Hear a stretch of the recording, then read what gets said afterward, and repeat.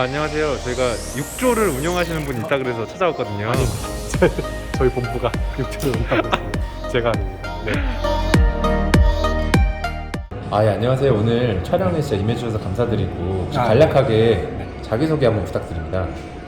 저는 이제 신한자산 운용에서 이제 대체 부분, 그 중에서도 인프라 자산에 대한 이제 펀드 자산 운용업을 하고 있는 신한자산 운용 김우람 회계사입니다.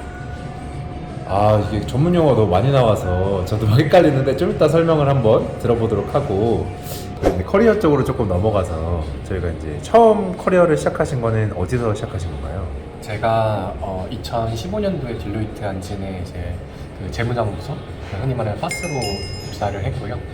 이제 파스에 입사를 해서 그때 당시, 지금도 그런지 모르겠는데 그때 당시에는 이제 풀링이라고 해가지고 파스로 들어온 인력들을 이제 각 부문별로 이제 조금 어떻게 보면 경험을 쌓을 수 있게 이제 돌리는 그런 시스템이 있었어요. 그래서 그때 저는 맨 처음에 인프라 부동산 쪽으로 갔다가 이제 M&A 쪽에서의 이제 밸류에이션 쪽에도 있다가 최종적으로는 다시 인프라로 돌아와서 이제 안진에서 이제 한 3년 좀 안 되게 있었고, 그 이후에는 좀 기회가 돼가지고 지금 현재 일하고 있는 신한자산운용이라는 곳으로 이제 이직을 하게 됐습니다. 현재 이제 하고 있는 일은 인프라 운용 본부 내에서 이제 해외 인프라 관련 투자를 하고 있고요. 그래서 이제 자산 운용사라고 한다면은 저희가 보통 말씀을 드릴 때 한 가지 프로젝트가 있으면 그 프로젝트의 초반부터 이제 엑시까지 다 할 수 있는 하는 그런 업무라고 소개를 드리거든요. 그래서 딜 소싱에서부터 이제 딜 검토, 분석, 그리고 이제 LP로부터 이제 저희가 자금 조달하는 부분, 운영, 펀드 오퍼레이션, 그리고 그러니까 투자 마지막 시점에서는 이제 엑시까지 이제 어떻게 보면 한 프로젝트의 이 사이클을 다 돌리는 그런 업무라고 이제 설명을 드리고는 있어요. 지금 경험이 너무 많으셔가지고 제가 질문 드리고 싶은 게 되게 많은데 좀 차근차근 드려보면은, 처음에 이제 안진에 계실 때 부동산 인프라 쪽으로 가셨다고 했잖아요. 거기서는 어떤 업무를 하셨나요? 부동산 인프라 부문에서는 사실 부동산 쪽에서는 제가 많은 경험을 쌓지는 않았고요.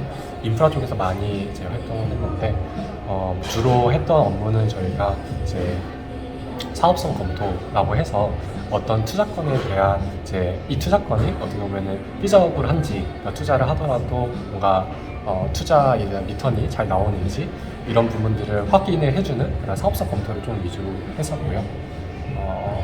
그리고 그 사업성 검토를 함에 있어서 뭐 리서치라든지 아니면 재무 모델 작성, 아니면 그런 전반적인 그런 자문 업무를 수행을 했었어요. 혹시 기억에 남는 뭐 프로젝트 같은 게 하나 있으실까요? 사업성 검토하셨던 거 중에. 사업성 검토, 이제 흔히 생각하는 뭐 공항, 발전소, 도로 이런 민간 사회 간접 자본 시설이다 보니까 동투자권들이 조금 약간 개발도상국이라든지 좀 약간 그런 쪽에 좀 많이 있었어요. 그 중에서도 제가 기억에 남는 거는 이제 필리핀으로 한번 이제 출장을 간 적이 있었는데, 발전소에 대한 사업성 검토였고 초기 단계였어요. 그래서 저희가 보통 이제 사업성 검토를 함에 있어가지고 현장 실사도 하거든요. 실사를 가서 진짜 저희가 육안으로 확인도 하고, 그 현지 이제 관련 뭐 부서라든지 인력이랑 이제 대화하면서 필요한 인풋이라든지 뭐 이런 조사 리서치도 진행을 하기 때문에 그때 이제 필리핀으로 저희가 현장을 갔었고요. 차 타고 저희가 거의 한 10시간 가까이 달려서 10시간? 마닐라에서 엄청 들어갔고, 심지어 뭐 좀 많은 엄청난 외주로 들어갔었죠. 근데 이제 가는 길에 저는 사실 그런 경험을 해본 적이 없으니까 뭐 길가에 되게 헐벗고 다니는 친구들도 있고, 그러니까 애들이 신발이 없거나 옷이 없어서 그런 애들도 있고, 완전 시골이니까 네, 이제. 네.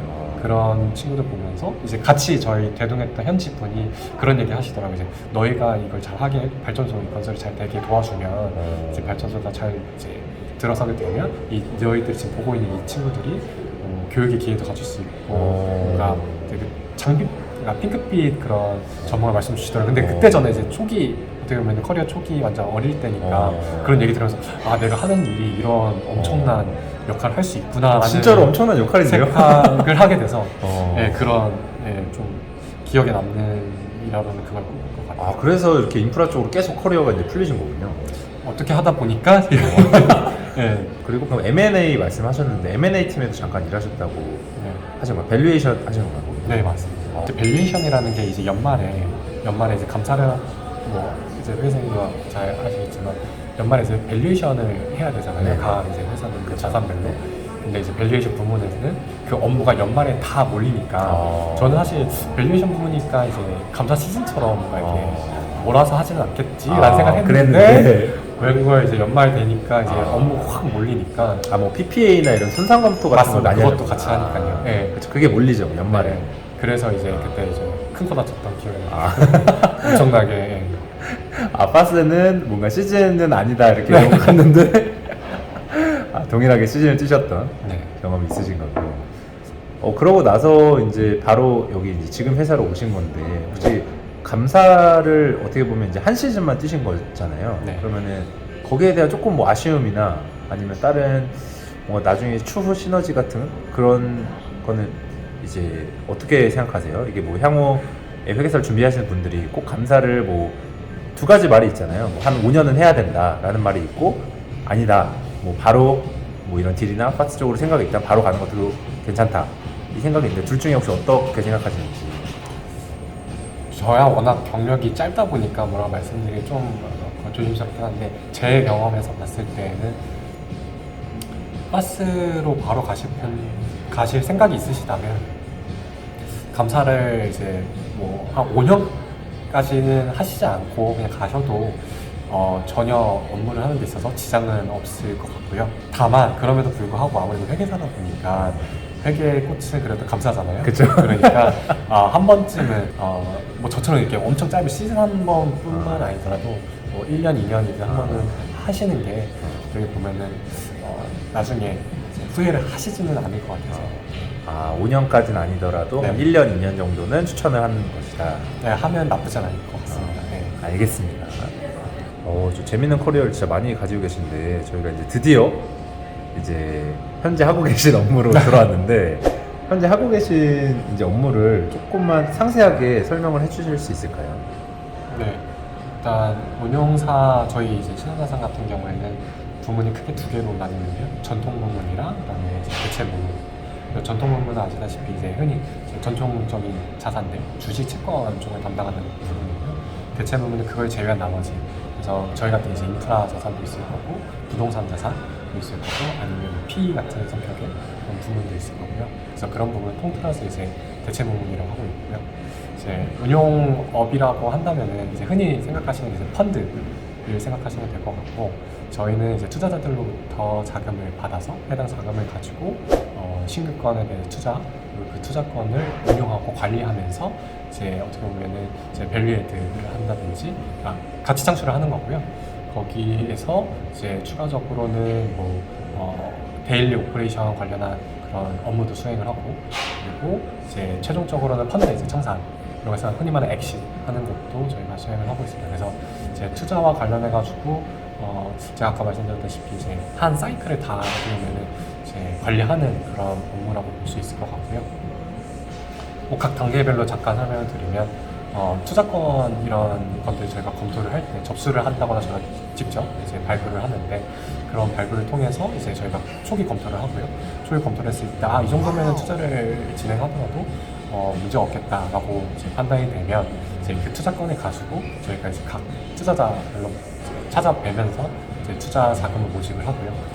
그렇게 해서 투자 자금이 모아지면 이제 그걸 바탕으로 해서 이제 투자 실행 그리고 실행한 이후에는 사실 저희 인프라 펀드 같은 경우에는 특히나 다른 펀드들에 비해서 이제 호흡이 굉장히 길어요. 보통 펀드 만기가 뭐 5년, 10년, 15년, 20년짜리도 있고 하다 보니까 예, 워낙 호흡이 길고 그 안에서 그럼 사실 이제 해야 되는 업무들이 뭐 작게는 뭐 자산의 이제 모니터링 같은 게 있을 수 있고 크게는 각 이슈가 발생하는 자산들에 대한 그런 관리 감독 그리고 이슈 해결 같은 이런 매니징 하는 부분이 있을 것 같고요. 그래서 뭐 문제가 자산에 없다면은 이제 꾸준히 뭐 이제 하던 대로 계속 하면 되는데 예를 들면 뭐 요즘과 같이 매크로적인 측면에서 경제가 안 좋아진다거나 아니면 자산 자체에 뭔가 이슈가 생겨서 저희가 예상했던 것만큼의 그 오퍼레이션이 잘 안 되고 있으면 그런 부분들 저희가 찾아가지고 해결하는 약간 그런 에셋 매니징을 한다고 봐주시면 될 것 같아요. 그래서 5년, 10년, 15년 동안의 에셋 매니징 하고 최종적으로는 펀드 만기 전에 해당 자산을 저희가 이제 털고 나올 수 있게 엑시트하는 그런 뭐 제3자 매각이라든지 아니면 IPO 하는 경우들도 종종 있고요. 그런 식으로 이제 펀드 매각하게 되면 청산을 하게 되면 해당 건에 대한 저희 자산 운용사의 업무는 끝난다 이렇게 봐주시면 될 것 같아요. 저희가 흔히 AUM이라고 부르잖아요. 그 AUM 기준으로 혹시 어느 정도 운용을 하고 계신지 여쭤볼 수 있을까요? 저희 대체 부문만 봤을 때는 한 20조, 22조? 20조 정도 되는 것 20조? 네, 정도 와. 되는 것 같고 그 중에서 저희 인프라 같은 경우에는 저희 본부 같은 경우에는 한 6조 정도 되는 것 같습니다. 6조 정도? 그러면 업무에 대해서는 저희가 자세히 소개를 들었는데 이 업무를 하시면서 같이 일하시는 분들의 조금 특징이 있을까요? 기본적으로 펀드 운용을 하면서 이제 꼼꼼함이 제일 필요한 것 같고요. 꼼꼼함. 네, 일단 아무래도 이제 숫자를 다루는 분이니까 사실 회사가 되셨다면 제가 봤을 때는 이 부분은 이제 어느 정도 다들 이제 자질을 갖추고 계실 거라고 저는 이해를 하고 이제 꼼꼼함이 제일 중요할 것 같고요. 왜냐면 투자들이랑 얘기를 할 때도 사실은 이제 숫자와 관련된 부분을 저희가 가장 얘기를 많이 하고 그런 부분에 있어서 실수라도 생기게 된다면 신뢰 하락으로 이어지기도 하고 어떻게 보면 업무에 지장을 좀 초래할 수도 있는 부분이다 보니까 그래서 꼼꼼함이 제일 필요한 것 같고요. 그리고 이건 다른 것도 어떻게 보면 뭐 엑셀 관련해가지고 왜냐면 저희가 이제 투자 검토를 할 때 재무 모델을 엄청 많이 보거든요. 재무 모델을? 네, 재무 모델 엄청 많이 보기 때문에 기본적인 엑셀 그런 지식들 그런 거 필요할 것 같고 그리고 투자권을 할 때 국내 투자도 있지만 해외 투자도 하는데 해외 투자를 함에 있어서 엄청나게 잘하실 필요는 없겠지만 커뮤니케이션 정도는 하실 수 있는 수준의 영어 능력이 되면 좋지 않을까. 혹시 그럼 일하시면서 조금 힘드실 때가 있으실까요? 좀 힘든 포인트? 힘든 포인트라고 하면 회계법인이랑 비교를 해서 조금 말씀을 드려요. 회계법인 요즘에는 그래도 좀 이제 뭐 지정감도 있고 뭐 이제 시즌이 아닐 때에도 여러 가지 업무가 있으셔서 좀 다를 텐데 예전에 제가 기억하기로는 이제 특히나 감사 같은 경우는 시즌이 있어서 약간 플럭추에이션이 좀 있었잖아요. 너무 심하다. 네, 그런 게 있었는데 여기 운용업 같은 경우에는 이제 데일리 오퍼레이션이 주가 되다 보니까 사실 업무가 꾸준히 이어지고 그 플럭추에이션이 좀 덜해요. 그래서 또 의외네요. 저는 막 플럭추에이션이 엄청 심할 줄 알았는데 그것도 아닌가 보네요. 네, 그래서 그런 부분이 좀 덜해서 오히려 좀 좋다라는 생각을 하게 되는데 근데 이게 이 플럭추에이션이 심하지 않다라는 게 이제 어떻게 보면 일이 적어서 그렇다는 게 아니고 이제 꾸준히 매일같이 해야 되는 일들이 쭉 있다라는 얘기거든요. 근데 이 업무가 점점점 늘어나요. 특히나 운용학 같은 경우에는 자산이 쌓이면서 저희가 AUM이 늘어나는 거고 거기에서 이제 수익을 얻는 거니까 AUM이 계속적으로 늘어나거든요. 그러면 이 AUM 따라가는 속도만큼 저희 운용력이 늘어나지 않으면 어떻게 보면 그 한 명의 운용력이 담당해야 되는 일이 늘어나게 되는 거예요. 그래서 뭐 법인에 있을 때는 사이클이 있으니까 뭐 이때만 열심히 일하고 다음에 좀 뭐 휴가를 간다든지 좀 쉬면 되겠지라고 좀 어떻게 보면 기대를 할 수 있는데 여기에서는 어떻게 보면은 계속해서 끝이 안 보이는 그런 업무를 해야 될 때가 있습니다. 물론 지금은 이제 저희 인력도 이제 충원이 많이 되고 해서 이제 괜찮아졌지만 그럴 때는 조금 많이 회계법인이 좋지 않나라는 생각도 갖고 싶습니다. 그럼 지금 현재 업무에 대한 만족도는 어느 정도이실까요? 업무 자체에 대한 만족도는 상당히 높습니다. 이제 재미있기도 하고요. 지루할 틈이 없어서 이제 새로운 딜을 볼 기회가 많고 제 성향도 약간 그런 새로운 것을 계속해서 보는 거에 대한 스트레스기보다는 이제 어떻게 보면 되게 즐겁게 보는 편이어서 그런 부분에 있어서 되게 만족스럽게 일을 하고 있습니다. 좀 새로운 업무에 대한 이 거부감이 없는 분들이 좀 좋긴 하겠네요. 네, 새로운 걸 찾으시는 분들이라면 좋을 것 같습니다. 혹시 마지막으로 이 자산 운용사를 준비하시는 분들에게 한 말씀 부탁드립니다. 자산운용 특히나 대체 부문에서 회계사 분들이 좀 많이 없었던 것 같아요. 제 주변에 보면은 많이 없어서 아마 준비를 하셨던 분들 중에서도 약간 낯설거나 뭐 그런 고민을 많이 하시는 분들이 있으실 것 같은데 막상 제가 와서 해보니까 회계업 지식을 엄청나게 많이 쓰지는 않지만 적어도 제가 회계법에서 경험했고 배웠던 부분들을 활용하는 데 있어서는 충분한 기회를 제공할 수 있는 부분인 것 같고요.